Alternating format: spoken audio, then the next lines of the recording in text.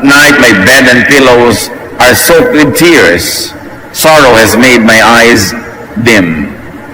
Ang kalungkutan, kailangan mo munang anyayahan, pagbuksan ng pinto at tutuloyin bago ito magtagal sa iyong presensya.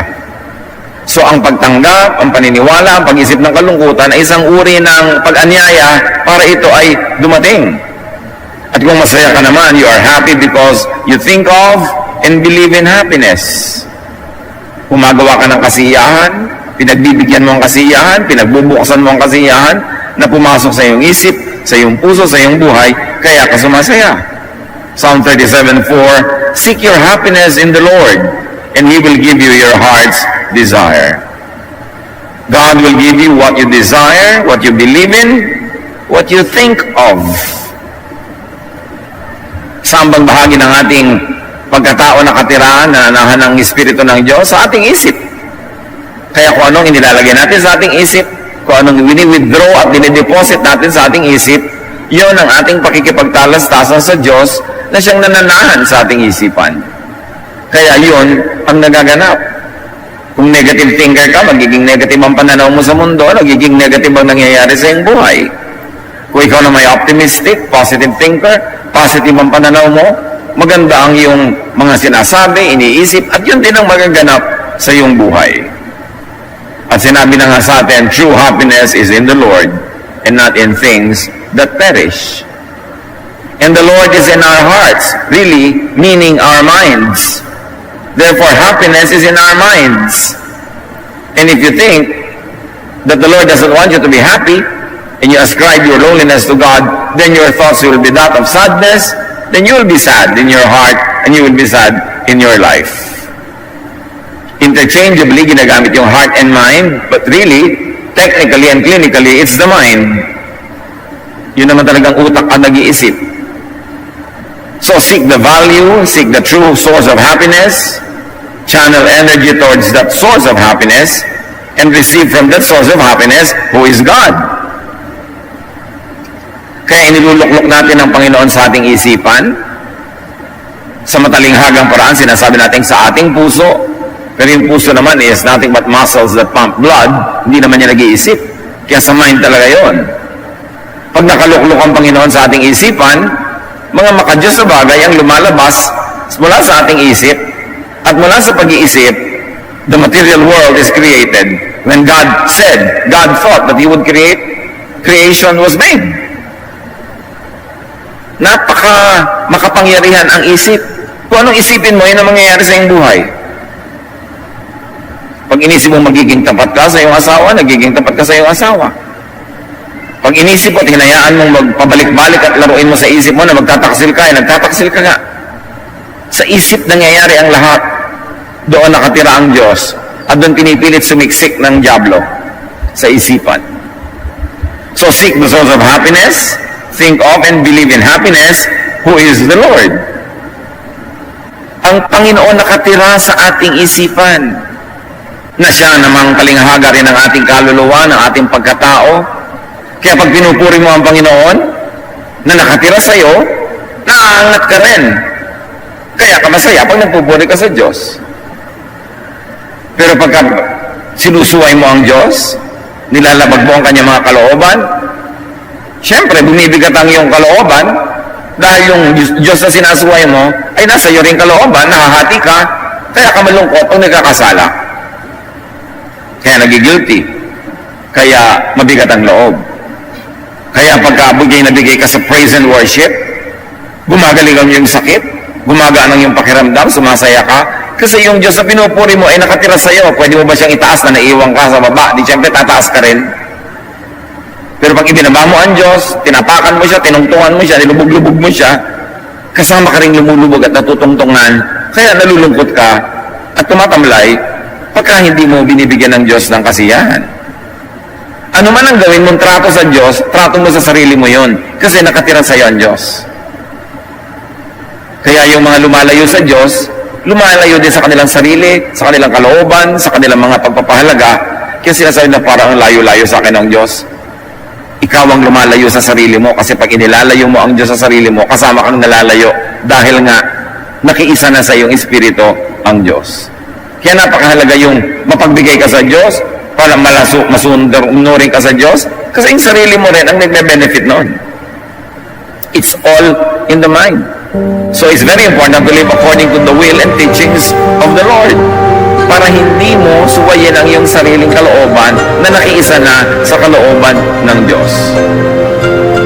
Dapat nating binabantayan ang ating pinaniniwalaan, ang ating inaasam-asam, because belief, wishes, and feelings are energy. Ang paniniwala, ang mga inaasam, ang dinaramdam, ang nadarama, ay may sariling lakas. Belief, wishes, and feelings are prayers. And belief, wishes, and feelings become your reality. Ang pinaniniwalaan mo, reality mo. Kahit hindi yan ang reality sa outside world. So pag naniniwala ka na nakakatakot ang isang madilim na kwarto pag gabi, pag nandun ka, matatakot ka nga. Pero yung hindi naniniwala na nakakatakot ang madilim na kwarto, pumasok man siya doon, hindi naman siya natatakot. Kasi yung pinaniniwalaan niya ang nagiging totoo sa kanyang kalooban. Kaya kinokontrol natin ang pinaniniwalaan. Pinipili mo ang papakinggan dahil baka pag nakinig ka ng nakinig, maniwala ka nga, yung paniniwala mo ang magiging katotohanan sa iyong buhay. Belief, wishes, and feelings can be negative energy. Kaya pag lagi ka lang naniniwala na magwawakas na ang mundo mamaya, magugunaw na ang mundo, kakainin ka ng lupa, tatamaan ka ng kidlat, galit sa'yo ang Diyos, itatapon ka sa impyerno, lagi kang takot, lagi kang ninenervyos, kasi yun ang pininiwalaan mo. Kaya yun ang laging natidinig mo na turo, preaching, papasok sa utak mo at kinanggap mo, pinaniwalaan mo, you live in fear. Pero the same believer, another person believing in the same God, believes in the goodness of God, that God is in control, in the kindness of God, that believe that everything is in the hands of the Lord. Kahit anong nangyayari, tahimik siya. Kasi yun ang pinaniniwalaan niya. Kaya napakahalaga, mga kapatid ko, ano ang niyayakap niyong paniniwala? Kasi yun ang inyong magiging emosyon. At pag naging emosyon mo na yun, yun ang magiging katotohanan mo, kahit hindi yun ang katotohanan ng iba. Kaya yung mga taong naniniwala na malapit na silang mamatay, nervyos na nervyos. Yun namang naniniwala, hindi, malayong-malayo pa yan, tahimik ang loob. Kahit ano pa nga, at kailan ang schedule ng kamatayan nila, doesn't really matter. It's what they believe in that counts.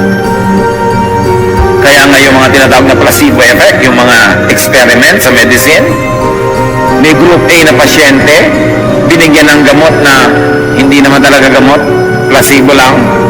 Pero sinabi sa kanila, gamot yan, naggalingan. Dahil naniniwala sila na uminom sila ng gamot. Merong kababalaghan na nangyayari sa ating paniniwala na yung pinaniniwalaan natin nagkakatotoo. Yun ang hindi pa nasusukat ng siyensya at di gaano na pag-aaralan ng mga theologians. Why? We just say faith, mystery, miracle. Pero talaga ang maniniwala, malaki. Kaya dapat tinitingnan natin kung ang ating paniniwala, ang ating inaasam, iniisip ay negative. Kasi magiging negative ang buhay natin. Psalm 38, 1-4. When you are angry, Lord, please don't punish me or even correct me. You shot me with your arrows and you struck me with your hand. My body hurts all over because of your anger. Even my bones are in pain and my sins are so heavy that I am crushed. Isang pananaw tungkol sa Diyos. Galit ang Diyos. Galit sa akin. Pinaparusahan ako ng Diyos. Therefore, ano nangyayari? Masakit ang kanyang mga buto. Nagdurusa siya. Hirap na hirap ang kanyang loob. The writer of this song believes that the Lord is the source of his anguish. And this belief has been transformed into a negative energy that was soon translated into pains, into realities. Sa niya, galit sa akin ang Diyos. Magagalitin ang Diyos. Masungit ang Diyos. Pinapalo ako ng Diyos. At pagka nangyayari yun, nagtatranslate into sickness, into pain. Lalo talagang nahihirapan ng kanyang katawan. But remember, napakahalaga ng pananaw natin. Belief, wishes, and feelings can also be positive energy. In the same collection of songs, Psalms 46, 1-3, another point of view about God God is our mighty fortress, always ready to help in times of trouble, and so we won't be afraid. Let the earth tremble and let the mountains stumble into the deepest sea. Let the ocean roar and foam and its raging waves shake the mountains. A totally different view of God. A totally different belief about God. A totally different thought. And what does it do to the thinker? It gives peace. It gives serenity. It gives contentment and happiness, even confidence. So anong pananaw natin na umiiral tungkol sa Diyos? Nagalit sa iyo ang Diyos o mahal ka ng Diyos? Depende sa pananaw na pinapalaki mo sa iyong utak, mabubuo ang iyong emosyon, maapektuhan ang iyong katawan, ang iyong kalusugan, ang buong buhay mo. Ano ang pananaw mo tungkol sa magulang mo, sa anak mo, sa asawa mo? Yun ang bubuo ng hugis ng relasyon ninyo o ng pakikitungo mo sa Kanya. In the second example about the point of view about God, the psalmist credits the Lord for His protection. And this belief has become the source of his courage. It has become the source of positive energy that dictated the course of his life. Same God, magkaibang pananaw, magkaibang approach, magkaibang behavior, magkaibang kalusugan, magkaibang lifestyle. So watch and choose what you believe in. It has mysterious ways of becoming your reality. Ito yung naniniwala sa global warming, nag-iingat sa environment. Yung hindi naniniwala sa global warming, patuloy ang paglustay sa environment. Yung naniniwala sa katotohanan na dapat may iniipon ng tao, may savings, nag-iipon. Ibang-iba ang sitwasyon ng pananalapi niya doon sa hindi naniniwalang kailangan mag-ipon. Kung ano talagang paniniwala mo, mahalaga. Your thought becomes your faith, it becomes your reality, it becomes you. That's why the Bible is very concerned about how we think. In Romans 12:2 says, be changed by the renewing of your mind. Sa isip nangyayari ang lahat. The battle happens, sabi sa Bible, in heavenly realms. What does heavenly realms mean? In the clouds, in the air, in the stratosphere? No, in the mind. Because the mind is the kingdom of God. That is where God reigns, and that is where Satan would like to usurp power and reign instead of God. Doon nag-aagawan sa paraan ng pag-iisip. And thought, we said, is energy. Energy procures, purchases its object from creation. So pag may iniisip ka, nagiging parang pambili yan, binibili mo sa creation, sa heavens, sa universe, yung gusto mong bilhin. Pagka iniisip mo, nagagaling ako, bumibili ka ng gamot. Pag inisip mo, hindi na ako gagaling, bumibili ka ng kamatayan. Kasi mahiwaga nga ang pag-iisip. Psalm 35:9, then I will be glad because of the Lord. I will be happy because He saved me. Psalm 36:5, your steadfast love, O Lord, extends to the heavens, your faithfulness to the clouds. Siyempre, mga metaphor, heavens, clouds, think of your heart, think of your mind, where God reigns. And the positive energy that comes from gladness is drawn out from the Lord, the power behind creation. Kaya may pananalig kahit person number 1, may pananalig, person number 2, wala. Pareho lang ang dumating sa kanilang sakit. Ang lubha-lubha agad ng feeling ng walang pananalig. Pareho lang ang dumating sa kanila na pagsubok. Yung may pananalig, naninindigan, may pag-asa, may cheer. Yung walang pananalig, lugmok na lugmok. Kasi yung pananalig mo talaga ang nagpapalakas o nagpapahina sa iyo. What you believe in by your selection is what you will see, hear, and experience. Kaya minsan may experiment sa isang klase. Umagang-umaga, mayroong biglang pumasok sa room nila, naghahabulan. May daladalang kung ano yung humahabol. Pagkatapos nun, tinanong ng teacher yung mga estudyante, anong nakita niyong daladala ng humahabol? May nakakita na ang hawak niya, kutsilyo. May nakakita na ang hawak niya, baril. May nakakita na ang hawak niya, sari-sari. Then, nirepeat nila yung eksena, ang hawak pala stapler. Pero bakit nakakita ng baril yung iba? Bakit nakakita na ang kutsilyo? Kasi iniisip nila, basta hinahabol ka, gusto kang patayin. Bakit naman dadaling ang stapler? Ano ka, bulletin board? nakakabitan ng papel. So yung gusto mong makita, yung nakasadya sa utak mong makita, iyon ang nakikita mo.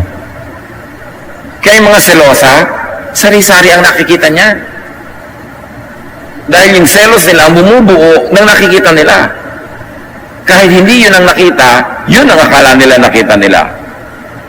Yun namang mga walang kaselos-selos at walang kamuang-muang, dapat nang may makita, wala pang nakikita. Clueless. Kasi nga, hindi niya iniisip. Isang halimbawa ng pananalig at anong ginagawa ng pananalig, Matthew 8:2. Suddenly a man with leprosy came and knelt in front of Jesus. He said, "Lord, you have the power to make me well, if only you wanted to." The leprous man chose to seek Jesus for healing, not the priests in the temple, who were the usual and traditional instruments according to their tradition. So, for him, belief in the power of Jesus to heal, sabi niya, if only you wanted to, that says a lot about him. Lord, sabi niya, kung gusto niyo lang akong pagalingin, mangyayari, kaya niyo. So, may pananalig siya, kaya siya lumapit. May pananalig siya, kaya siya nagsalita. Then the experience purchased by your belief will validate that same belief. May paniniwala siya, siya'y napagaling. At dahil napagaling siya, lalo siyang naniwala. At dahil lalo siyang naniwala, mas lalong lalaki ang mga paggaling na mararanasan niya. At dahil habang lumalaki ang paggaling na nararanasan niya, lalong lumalaki ang kanyang pananalig. Habang lumalaki yung pananalig, lumalaki yung nakukuha niya na pagpapala, palaki ng palaki. Pero subukan mong wala kang pananalig o maliit. E di maliit din yung makukuha mo pagpapala o wala. Lalong lilit ang pananalig mo. At habang lumiliit ang pananalig mo, lalong wala kang makukuha. Lalong hindi ka mananalig, negative cycle. So sa buhay natin, break into the cycle of belief, cycle of faith. Faith, that procures blessing from the heavens. Kaya pinapractice yan, sinasanay ang pananalig, para kung sa iyong pananalig ay makatanggap ka ng iyong inaasam, ay lalong lumaki yung pananalig, lalakas ang loob mong mas maniwala at mas magtangkang humingi ng mas malalaking bagay dahil lumaki na yung paniniwala mo na pwedeng mangyari yon. At pag nangyari nga, lalong lalaki yung paniniwala mo. It's a matter of practice. Did it ever occur to you that faith is also a matter of mental discipline? Pinapaniwalaan mo yung gusto mong paniwalaan, nagpo-focus ka doon, at inaalis mo lahat yung pwedeng makagulo sa iyong isipan. Sa pagpapatuloy ng kwento, Matthew 8:3, Jesus put his hand on the man and said, "I want to. Now you are well." At once, the man's leprosy disappeared. The faith placed by the leprous man on Jesus' power to heal made him well and was validated by his eventual healing. Dahil nanalig siya, gumaling siya. At dahil gumaling siya, napatunayan niya na yung pananalig niya, tama, lalo siyang nanalig. Ang ganda ng pupuntahan ng direksyon ng taong ito, huwag lang niyang biglang baluktutin. Then your strengthened belief purchases and chooses more of that same experience, the cycle that we are talking about.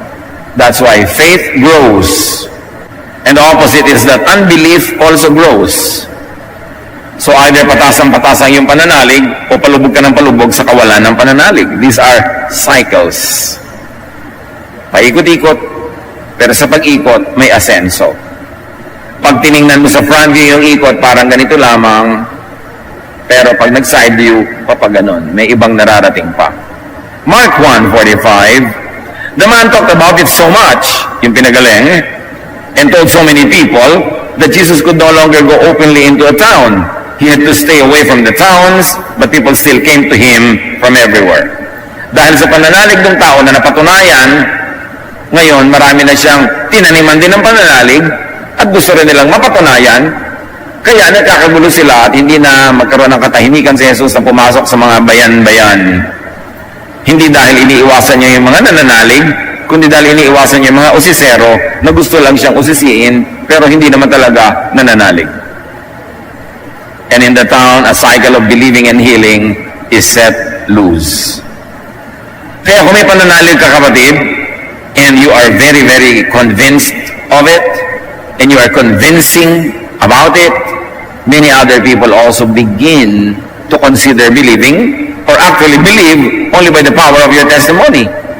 Kaya dumadami ang mananampalataya. You expand the kingdom of God when you have more brains opening themselves to the power of God and to the possibilities of such wonderful things happening.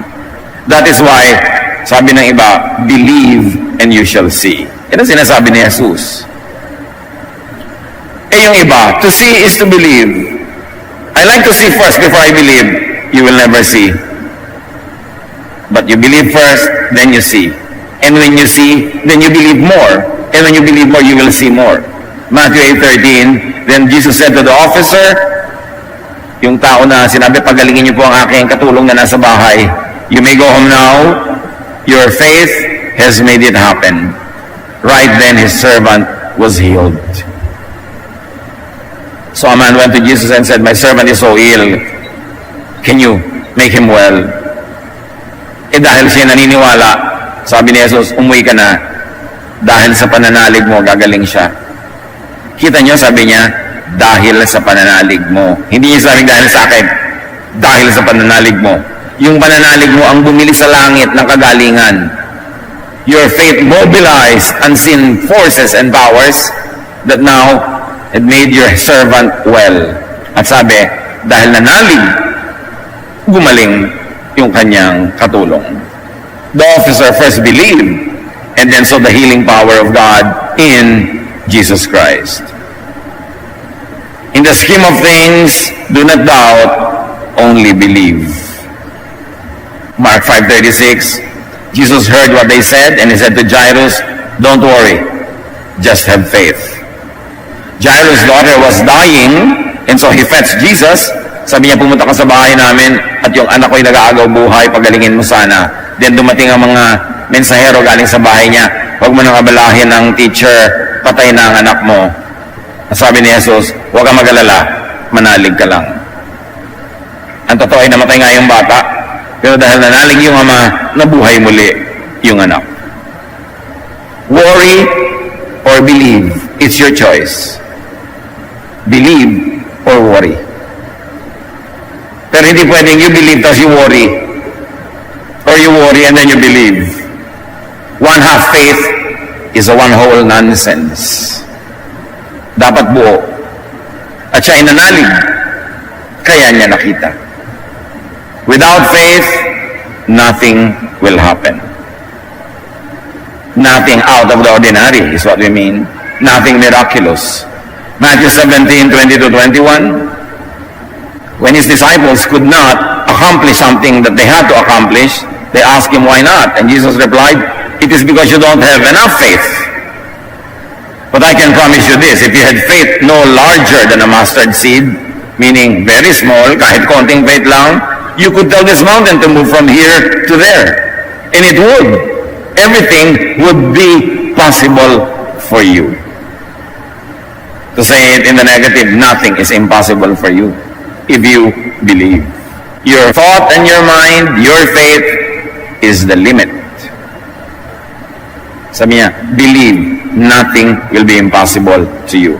And this is the unexplored frontier of our faith. How many of us and how much have we really explored faith to the point that it makes things happen? Sabi niya, if you believe, even in just a bit, maliit lang na pananalig, bundok susunod sa inyo. Jesus taught people and believers to focus on their faith, to mobilize their faith, to produce results, to move mountains. And God is creator. That's why faith in God creates. May relasyon yan. Ang Diyos kasi, creator eh. Eh kung yung Diyos na nakatira sa iyong isipan, pinaniniwalaan mo, tinatawagan mo, sinusunod mo, edi may creativity, may creation na magaganap because you appeal to God who is creator. Yun ang hiwaga ng pag-iisip. You cannot see, feel, and have and enjoy what you do not believe in at first.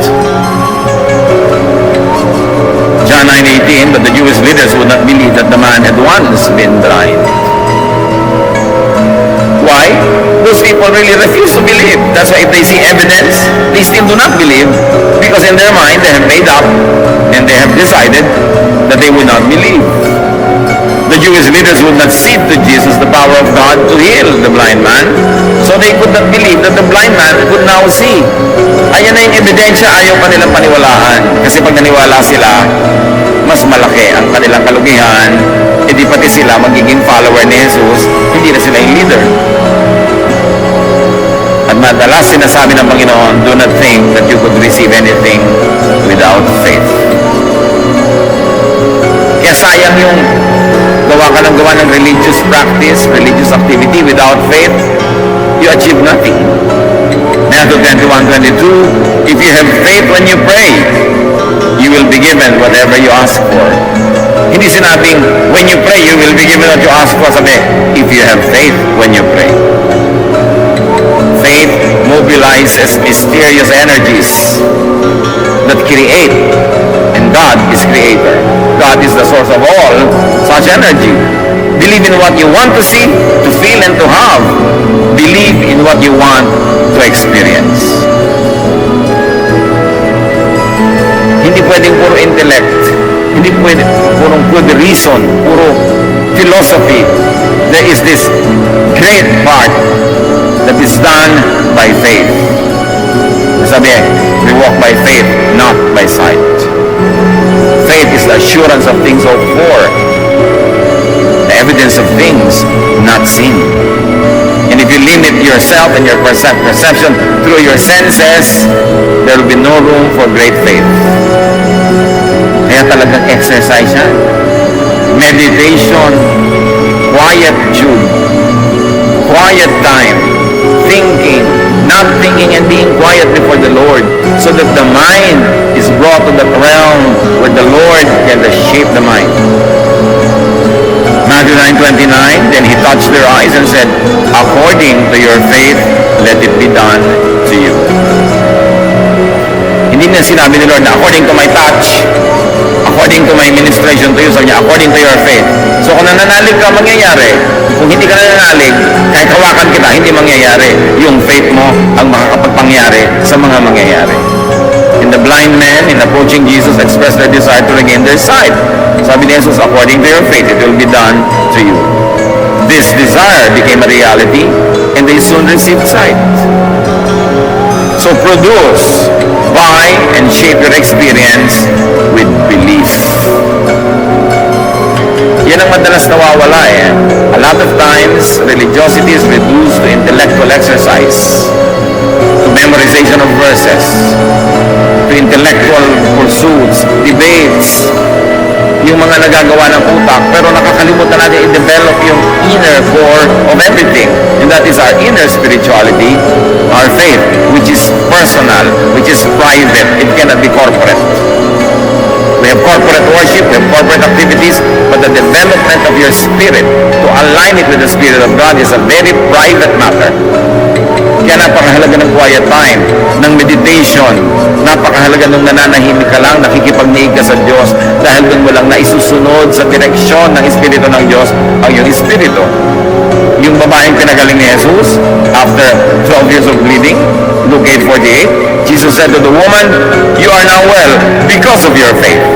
May God give you peace. Jesus is so repetitious about this. It is your faith that healed you. So pagka hindi ka gumaling, nakasabihin ni Jesus, it is your lack of faith that prevented you from getting healed. Huwag mo sisihin ang Diyos. Yun ang dapat natin makultivate, mga kapatid. Yung kapangyarihan ng pananalig na nandun lang sa loob ng ating isip, na hindi natin madalas nabubungkal, hindi natin nalilinang, hindi natin nade-develop. The woman's faith shapes the whole course of her life into a state of well-being when she was freed from her illness that troubled her for 12 years. Faith. So change your life by changing your experience. And change your experiences by changing your belief, your mind. Matthew 9:22, Jesus turned, he saw the woman and said, don't worry, you are now healed because of your faith. At that moment, she was healed.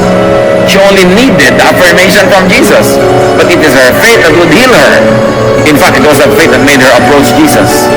Kaya siya lumapit kay Jesus dahil nananalig na siya. Pero kailangan lang niya sabihin ni Jesus, yung pananalig mo, pagagalingin ka niyan, at nung marinig niya noon, gumaling nga siya. Kailangan lang niyang ma-encourage na yung pananalig niya sapat para magpagaling. At hindi niya kinailangan lumapit doon kasi yun ang pasyente na malayo na pagaling ni Jesus. At hindi pa yung pananalig ng pasyente, pananalig ng amo ng pasyente who had the authority over the servant. Kaya mahalaga, be changed by the changing of your mind. What do you think about your illness? What do you think about your family problems? What do you think about the challenges that you face? And what is the relevance of your faith in God to those issues? Romans 12:2. Do not conform to the pattern of this world. Be transformed by the renewing of your mind. Then you will be able to test and approve what God's will is. His good, pleasing, and perfect will.